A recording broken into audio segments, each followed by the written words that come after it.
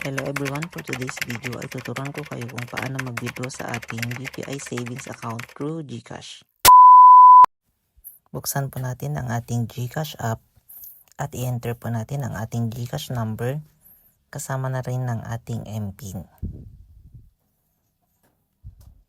At andito na po tayo sa dashboard ng GCash. Pindutin lamang po natin ang GSave.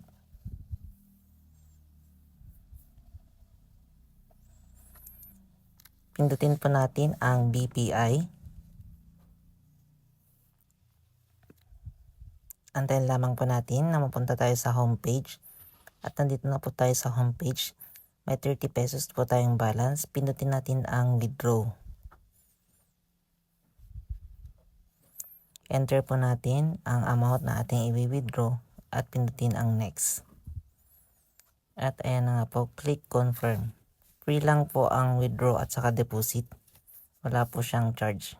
Kaya napaka-convenient niya. I-enter ang 6-digit authentication code na ite-text sa inyong GCash number. Then click confirm.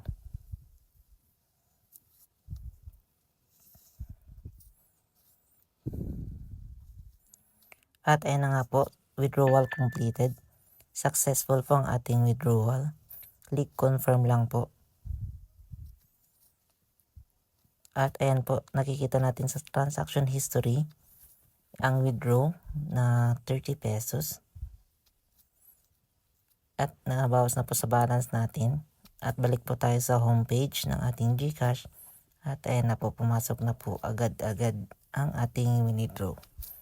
So ganyan lamang po kadali ang mag-withdraw sa ating BPI savings through GCash.